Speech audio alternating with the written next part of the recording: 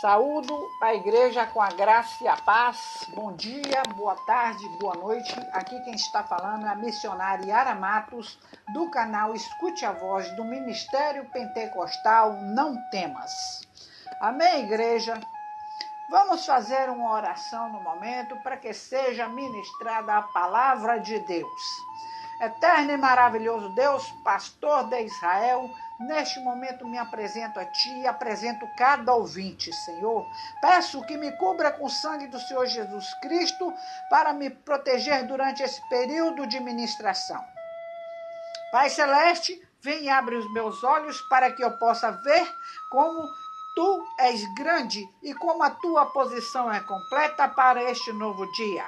Em nome do Senhor Jesus, assumirá meu lugar com Cristo nos lugares celestiais, com todos os principados e potestades debaixo dos meus pés. Sinto-me grato porque a vitória que o Senhor Jesus Cristo obteve para mim na cruz e na sua ressurreição foi-me dada e porque estou assentado com o Senhor Jesus Cristo nos lugares celestiais. Portanto, eu declaro que todos os espíritos malignos, principados e potestades são-me sujeitos em nome do Senhor Jesus Cristo. Mostra-me qualquer área de fraqueza, mostra-me qualquer área de minha vida na qual devo modificar algo para te ser agradável. De todas as maneiras, no dia de hoje, colocar-me-ei ao teu dispor e sob ministério do Espírito Santo em minha vida. Pela fé e na dependência de Ti, eu me dispo do velho homem e permaneço dentro de toda a vitória da crucificação, onde o Senhor Jesus Cristo forneceu a purificação da velha natureza. Eu me revisto do novo homem e permaneço dentro de toda a vitória da ressurreição e a profissão que Ele fez por mim ali para viver acima do pecado. Portanto, neste dia, eu, desvelhecido da velha natureza, com seu egoísmo, e me revisto da sua nova natureza, com seu amor. Hoje, me desvencido da velha natureza, com todas as suas enganosas concupiscências, e me revisto da nova natureza, com toda a sua justiça e pureza. Em nome do Senhor Jesus Cristo, eu me submeto completamente a Ti, Pai Celeste, como sacrifício vivo, e faço a escolha de não me conformar com este mundo. Eu faço a escolha de ser transformada pela renovação da minha mente, e peço que Tu me mostres a Tua vontade e me capacites a andar em toda a plenitude da vontade de Deus para o dia de hoje. Eu esmago as fortalezas que Satanás levantou contra a vontade no dia de hoje e a entrego. Oh, aleluia. Amém. Em nome do Senhor Jesus Cristo, repreendo agora toda ação e retaliação do inimigo contra a ministração da Tua palavra, Pai. E que não seja eu, mas seja Teu Espírito Santo neste momento que vem ministrar a palavra, em nome do Senhor Jesus. Amém. Irmãos, eu peço a todos vocês neste momento que sejam gratos ao Senhor por estarem mais um momento ouvindo a palavra de Deus. Peço a todos que abram suas Bíblias em João capítulo 1, no verso 1 até o verso 14. Amém? Assim diz o Senhor para mim e para ti. No princípio era o Verbo, e o Verbo estava com Deus, e o Verbo era Deus. Ele estava no princípio com Deus. Todas as coisas foram feitas por ele, e sem ele nada do que foi feito se fez. Nele estava a vida, e a vida era a luz dos homens. E a luz resplandece nas trevas, e as trevas não a compreenderam. Houve um homem enviado de Deus, cujo nome era João. Este veio para testemunho, para que testificasse da luz, para que todos crescem por ele. Não era ele a luz, mas veio para que todos testificassem da luz. Ali estava a luz verdadeira, que alumia todo homem que vem ao mundo. Estava no mundo, e o mundo foi feito por ele, e o mundo não o conheceu. Veio para o que era seu, e os seus não receberam. Mas a todos quantos receberam, deu-lhes o poder de serem feitos filhos de Deus, aos que creem no seu nome, os quais não nasceram do sangue, nem da vontade da carne, nem da vontade do varão, mas de Deus. E o Verbo se fez carne e habitou entre nós, e vimos a sua glória como a glória do unigênito do Pai, cheio de graça e de verdade. Amém, igreja? Esta é a nossa palavra de hoje. Amém? Essa palavra vem dizer sobre o testemunho de João Batista, não é isso? E o verbo de Deus, que mostra a glória do Senhor. Então, igreja, Deus tem um verbo para você. Ouça o verbo de Deus falando com você. Vamos lá.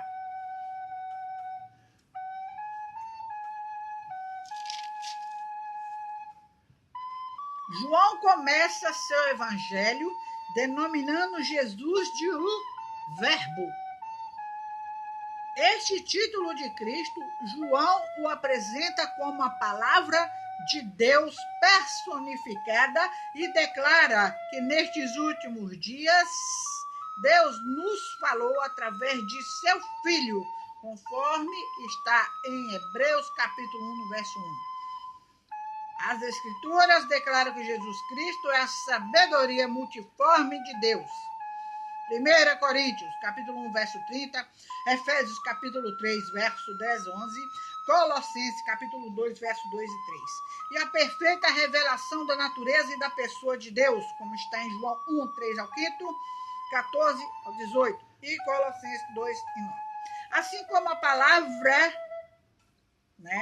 de um homem, assim como as palavras de um homem revela, assim como as palavras de um homem revelam o seu coração e mente, assim também Cristo, como verbo, revela o coração e a mente de Deus. João, então, nos apresenta 3 características principais de Jesus Cristo como um verbo. Amém?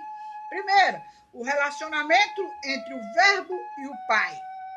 Segundo, o relacionamento entre o verbo e o mundo. E terceiro, o relacionamento entre o verbo e a humanidade. Vamos ver o primeiro relacionamento entre o verbo e o Pai. Cristo pré-existia com Deus antes da criação do mundo.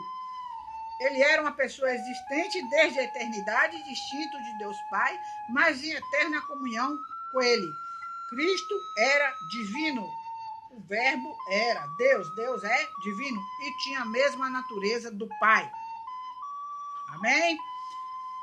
O relacionamento entre o verbo e o mundo foi por intermédio de Cristo que Deus Pai criou o mundo e o sustenta. O relacionamento entre o verbo e a humanidade. E o verbo se fez carne. Em Jesus, Deus tornou-se um ser humano com a mesma natureza do homem, mas sem pecado. Então, este é o postulado básico da encarnação.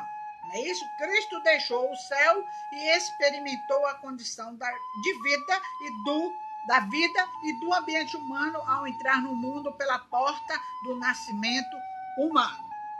Certo?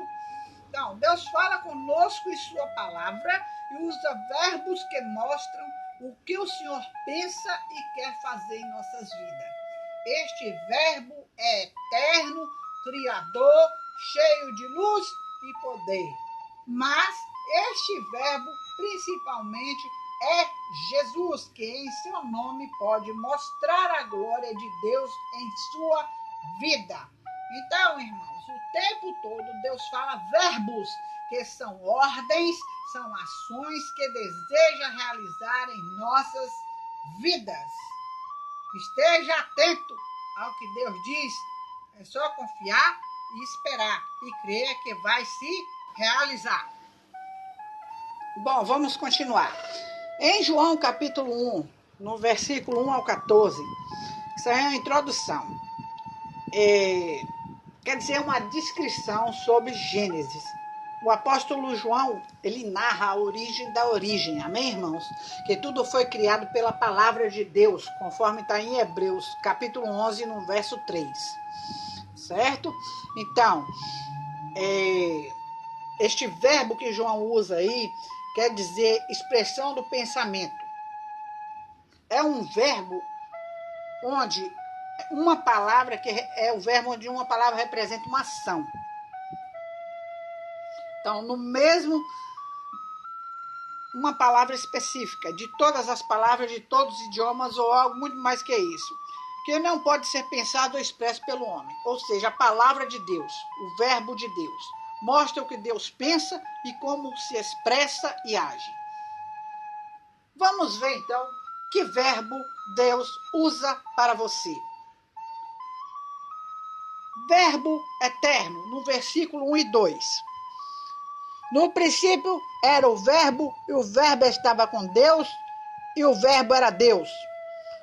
Ele estava no princípio com Deus. Verbo eterno. O verbo de Deus não é do passado, de um presente momentâneo ou de um futuro distante. Este verbo, ele é eterno, porque passará o céu e a terra, porém as minhas palavras não passarão. Em Mateus 24, no versículo 35. Antes de existir qualquer coisa, só havia Deus e o seu pensamento. Mas quando o Senhor expressou palavras de sua boca, tudo foi sendo criado. Amém? Embora tudo neste mundo seja passageiro, o que foi que ele disse? Lá em Isaías 48, seca-se a erva e cai a sua flor. Mas a palavra do nosso Deus permanece eternamente. Não é isso? Então, o verbo de Deus fala e a sua palavra se cumpre. Por quê? Porque assim será a palavra que sair da minha boca. Não voltará para mim vazia, mas fará o que me apraz e prosperará naquilo que eu designei. Isaías 55, verso 11. Se Deus falou algo com você, saiba que a palavra ainda está de Deus e se cumprirá em tua vida. O verbo de Deus é eterno. Olha o segundo verbo no verso 3 e 10.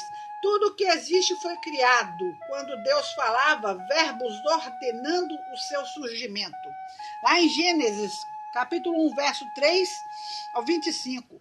Então, Deus foi o primeiro a pensar e falar. Por isso, lá em Hebreus, capítulo 11, verso 3, pela fé, entendemos que foi o universo formado pela palavra de Deus, de maneira que o visível vê existir das coisas que não aparecem. Quando Deus fala uma palavra, até o que não existe passa a existir. Verdade ou não? Em Romanos, capítulo 4, no verso 17. Então, o ser humano herdou o quê? A criatividade de Deus. Mas, quando cria alguma coisa nova, apenas transforma uma matéria já existente. Não é verdade? Vejam aí, se você pega uma mesa, essa mesa é de madeira. Antes ela de ser uma mesa, uma cadeira, alguma coisa feita de madeira, ela era o quê? Uma árvore que foi o quê? Transformada, mas o homem modificou com seu formato. Mas Deus tem o poder de criar tudo através do nada. Então, para você que diz aí o nada, eu não sou nada, não tenho nada. Então, saiba que o nada é a matéria-prima de Deus. Se você não tem nada, Deus não precisa de nada. Por quê? Porque Ele é tudo. Amém, igreja? Então, esse aí é o verbo de Deus criador. Ó. Verso 3 e... Desculpa. Verso 3 e 10. Então, 3 diz assim... Todas as coisas foram feitas por ele, e sem ele, nada do que foi feito se fez. No 10, estava no mundo, e o mundo foi feito por ele, e o mundo não o conheceu. Não é isso? Então, verbo criador, verbo eterno, nós achamos no versículo 2. Agora, 3 e 10, o verbo criador. Vamos ver o verbo da vida. A vida não existia antes de Deus dizer qualquer palavra. O verbo de Deus gerou vida em Gênesis 11, no versículo 11 ao 25. 25, amém? Quando tudo já estava pronto, criou Deus, vírgula, pois o homem, quando tudo já estava pronto, criou Deus, vírgula, pois o homem, a sua imagem, a imagem de Deus o criou. Gênesis 1, 27. Mas para dar vida ao homem, formou o Senhor Deus ao homem do pó da terra e lhe soprou as narinas o fôlego da vida. E o homem passou a ser alma vivente. Gênesis 2, 7. Então, talvez Deus estivesse sem palavras. Por isso apenas soprou, dando um pouco mais de si e gerando a vida humana. Então a palavra de Deus, ela gera vida. Quando tudo está morto e o inimigo tem matado e destruído vidas, irmãos. O Senhor vem apenas com a palavra e refaz todas as coisas, dando vida. Vejam lá em João, capítulo 10, no verso 10. Porque uma palavra tem o poder de matar ou de dar uma vida. Por quê? Por que digo isso? Porque olha lá em Provérbios 18, 21. A morte e a vida estão no poder da língua. O bem que utiliza come do seu fruto. Entendeu? O bem que a utiliza come do seu fruto. Mesmo que alguém tenha te matado, olha, irmão, mesmo que alguém tenha te matado com palavras, Deus te ressuscita com seu verbo de poder, como Jesus o chamou. Clamou em alta voz, Lázaro, vem para fora. Em João 11, 23. Então, o verbo de Deus é vida. Amém? Verso 4. Nele estava a vida e a vida era a luz dos homens. Então, o verbo de Deus, ele dá a vida. O verbo de Deus, ele dá o quê? O verbo de luz. Olha o versículo 5. E a luz, olha, nele estava a vida e a vida era a luz dos homens. E a luz resplandece nas trevas e as trevas não a compreenderam. Olha aí, ó. Então, ele dá luz. Na primeira expressão por Deus foi o quê? Lá em Gênesis, haja luz. Verdade ou não? Gênesis 1:4. E quando Deus falou, simplesmente houve luz. Gênesis 1, no verso 3. Né? Viu que Deus era luz boa, no 4. A luz foi o princípio para que toda a vida pudesse existir e tudo que é belo pudesse ser visto. Sem luz, nada poderia viver e nada poderia ser contemplado. Então, o verbo de Deus é luz. É luz porque está escrito lá no Salmo também, 119, hein? Lâmpada para os meus pés é a tua palavra e luz para o meu caminho. Então, irmãos, muitas pessoas estão em trevas neste mundo, não é verdade? A palavra ensina que aquele que está no mundo já é do maligno, então. Mas quando conhece a palavra de Deus, são o quê? Iluminados. Como está lá em 2 Coríntios, no capítulo 4, verso 4 e verso 6. Então, quando precisamos de uma luz para qualquer decisão, a palavra de Deus nos orienta o que fazer. Não orienta? Então podemos orar, Senhor meu Deus, derrama luz nas minhas trevas, né? Onde não está vendo, no Salmo 18, no verso 28, luz faz parte da essência de Deus e onde o Senhor está, existe luz, porque o verbo de Deus é luz, conforme está lá em Marcos, no capítulo 1, no verso 5. Descobrimos também aí, ó, que o verbo, né, é poder. O verbo de Deus é poderoso para transformar todas as coisas. Ele é poder porque não se baseia na vontade do homem, mas na vontade de Deus. Vê aí, versículo 13. Os quais não nasceram do sangue, nem da vontade da carne, nem da vontade do varão, mas de Deus. Ele é poder. Então a palavra do homem não pode nada em si mesmo. O ser humano é incoerente e fala uma coisa hoje e outra amanhã. Você pede uma coisa para alguém e a pessoa pode fazer ou não o que você disse. Mas quando Deus fala, não pede e sim ordena a sua bênção. Está lá no Salmo 133, no 3. Amém? Então devemos fazer como Pedro, que lançou as redes novamente sobre a palavra de Jesus. Ele não lançou, a rede não vinha peixe algum. Quando Jesus apareceu, ele disse o quê? Lance de novo para esse lado, e os peixes vieram, não é verdade? Está lá em Lucas, capítulo 5, no verso 5. E como o centurião que conhecia o poder da palavra de Deus, de uma autoridade, e por isso pediu a Jesus que apenas manda com uma palavra e o meu rapaz será curado, lá em Mateus capítulo 8, verso 8. Então o verbo de Deus, ele disse que ele não precisava de ir, porque ele era um cara de autoridade, não Na verdade, não precisava nem da presença, ele crê na palavra de Deus.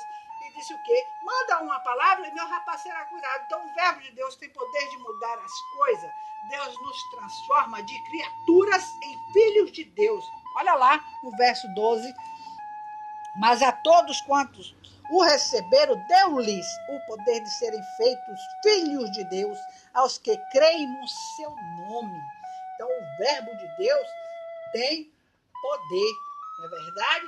O maior título que você tem não está escrito no diploma que você tem no seu bolso, ou que está fazendo a sua universidade, que todos têm que estudar mesmo, todos têm que fazer, amém? Não estou falando aqui para deixar ele fazer, amém, igreja?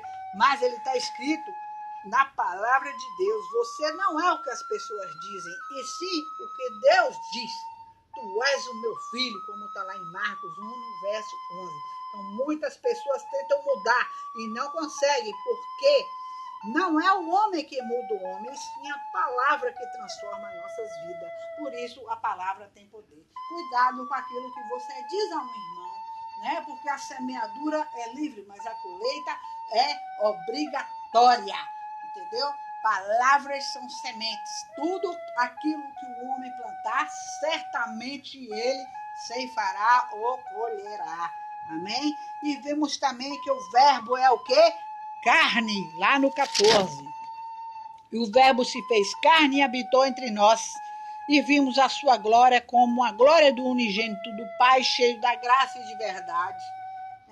Deus falou muitas vezes, não é isso? E através de muitas pessoas. Mandou muitas palavras para os seus servos. Até que um dia todas as profecias fizeram o quê? Se materializaram na pessoa de Jesus Cristo, o Messias. E veio, não apenas cumpriu as Escrituras, mas viveu com a própria palavra de Deus. O verbo de Deus se tornou uma pessoa que viveu tudo o que Deus disse. Não é verdade? Olha lá. Havendo Deus outrora falado, muitas vezes e de muitas maneiras, aos pais pelos profetas, nestes últimos dias nos falou pelo Filho, a quem constituiu o herdeiro de todas as coisas, pela qual também fez o universo. Ele, que é o resplendor da glória e a expressão exata do seu ser, sustentando todas as coisas pela palavra do seu poder. Hebreus capítulo 1, verso 1 ao 3. Não é isso? De tudo que pode ser dito sobre o verbo de Deus, se resume apenas em um nome, Jesus. Né? O nome de Jesus é a coisa mais poderosa que existe. Eu já mencionei nisso no estudo que eu dei sobre o nome de Jesus, sobre o sangue de Jesus. Amém, igreja? Então, por que ele é a coisa mais poderosa que existe? Porque abaixo do céu não existe nenhum outro nome dado entre os homens pelo qual importa que sejamos salvos. Em Atos capítulo 4, verso 2. Jesus nos mandou orar em seu nome, porque ele já conquistou tudo por nós, conforme está em João 14, no verso 13 e 14. O nome de Jesus tem autoridade de ação como o verbo de Deus e opera milagres. Então, o verbo de Deus se fez carne e tem nome, Jesus, e habitou entre nós. Não é isso? E é o verbo de quê? Da glória, no verso 14. Olha lá. O verbo se fez carne e habitou entre nós e vimos a sua glória como a glória do unigênito do Pai, cheio da graça e da verdade. Amém, igreja? Olha, Deus, o que acontece aí? Jesus glorificou a Deus vivendo a sua palavra. O Senhor mostra a sua glória em tudo o que faz ou fala. Está lá também no Salmo 19, no verso 1 e 4. 1 a 4, quer dizer, o verbo de Deus glorifica o Senhor o tempo todo. Deus jamais falaria algo que envergonhasse alguém. Então, o objetivo de uma palavra de Deus é glorificar o Senhor em tudo. A glória de Deus é inexplicável. Por isso, somente o verbo de Deus pode expressar. Quando vivemos a palavra de Deus, estamos glorificando o Senhor, porque nisto é glorificado o meu Pai, em que deis muito fruto, conforme está lá em João 15, no verso 8. Se você quer expressar o verbo de Deus, precisa louvar ao Senhor em todo o tempo. 1 Tessalonicenses, capítulo 5, verso 17. Então, por quê? Deus quer mostrar a sua glória em sua vida. Então, o verbo de Deus se encarna em nós quando abrimos nossos lábios para glorificar o Senhor. Chama a atenção a todos aí. Então, Deus mostra, ele é verbo, porque mostra a glória do Senhor. Olha o testemunho, não engulam testemunho, não prorroguem testemunho, porque vocês prorrogam bênçãos. Amém? Então, no princípio, né, com Deus, Cristo não foi criado, ele é eterno e sempre esteve em comunhão amorosa com o Pai e com o Espírito Santo. Vida à luz dos homens, Cristo é a personificação genuína da verdadeira vida. Sua vida era a luz para todos, isto é, a verdade de Deus, sua natureza, propósito e poder tornam-se disponíveis por todos por meio dele.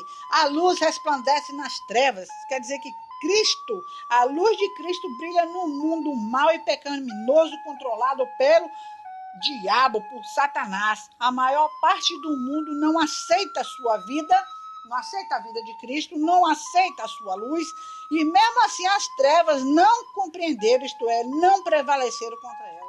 É a luz que ilumina todo homem. Cristo ilumina toda pessoa que ouve o seu evangelho, concedendo-lhe certa medida de compreensão e graça para que esta pessoa possa livremente escolher, aceitar ou rejeitar a mensagem dele. Então, além da luz de Cristo, não há outra mediante a qual possamos conhecer a verdade e sermos salvos.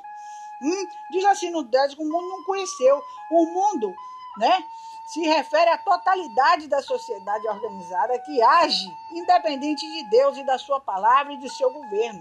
O mundo nunca concordará com Cristo, permanecerá indiferente ou hostil a Cristo e ao seu evangelho até o final dos tempos. Olha lá em Tiago 4, verso 4. O mundo é grande oponente do Salvador na história da salvação. O mundo, né? Porque aquele que está no mundo já é do maligno, já és do maligno. Ele tirou você do mundo para você ser eleito e ser chamado o quê? Escolhido e ser chamado filho de Deus. Amém? Então, aí, ó, filho de Deus, o homem tem o poder, não é isso? O direito de se tornar filho de Deus somente se crer no nome de Cristo. Então, quando ele o recebe, nasce de novo e é feito filho de Deus. Portanto, nem todas as pessoas são filhos de Deus, no sentido que bíblico que eu estou falando, amém? Creem. É importante notar que João nunca emprega, né? É fé. Para João, fé salvífica é, pois, uma atividade, algo que a pessoa realiza, né? A fé, a verdadeira fé, não é crer e confiar de modo estatístico em Jesus e na sua obra redentora, mas em uma dedicação amorosa e abnegada, que continuamente nos aproxima dele como Senhor e como Salvador. Olha lá, né? Então, olha aí, ó. Receberam e creem, né? Olha bem, do 12, né? Mas a todos os quantos receberam, deu-lhes o poder de serem feitos filhos de Deus, aos que creem no seu nome. Este versículo, ele retrata claramente como uma fé salvífica é tanto um ato instantâneo como uma atitude de vida inteira. Para alguém se tornar filho de Deus, deve receber a Cristo. O tempo é pretérito, não é isso? Aqui denota um ato definido de fé. Após esse ato de fé, de receber Cristo como Salvador, deve haver grande parte do pecador uma ação contínua de crer.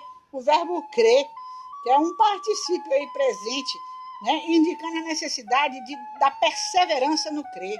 A fé genuína precisa continuar após o ato inicial da pessoa aceitar a Cristo para que ela seja salva. Aquele que perseverar até o fim será salvo, né? Então, nasceram nem da vontade da carne. Essa passagem mostra que Deus não tinha a obrigação de prover salvação para o homem mediante a morte de Cristo, mas na provisão da salvação. Deus não teve outra compulsão senão o seu próprio amor e compaixão. Não é verdade? Olha aí, então, João testificou dele e clamou, dizendo: este era aquele de que eu dizia: o que vem depois de mim é antes de mim, porque foi o primeiro do que eu. E todos nós recebemos também da sua plenitude com graça sobre graça, porque a lei foi dada por Moisés, a graça e a verdade vieram por Jesus Cristo. Deus nunca foi visto por alguém. O Filho unigênito que está no seio do Pai, este o fez conhecer. E este é o testemunho de João, quando os judeus mandaram de Jerusalém sacerdotes e levitas para lhe perguntassem: quem és tu? E confessou, e não negou, confessou: eu não sou o Cristo. E perguntando-lhe: então quem és, pois? És tu Elias? E disse: não sou. És tu o profeta? E respondeu: não. Disseram-lhe, pois, quem és, para que demos resposta àqueles que nos enviaram? E disse de ti mesmo: disse: eu sou a voz do que clama no deserto. Endireitai o caminho do Senhor, como disse o profeta Isaías. Amém? Então, olha aí, o unigênito do Pai, o termo aí unigênito não significa que Cristo foi um ser criado. Pelo contrário, a declaração refere-se ao seu relacionamento exclusivo com o Pai. Isto é, o fato de ele ser o Filho de Deus desde toda a eternidade.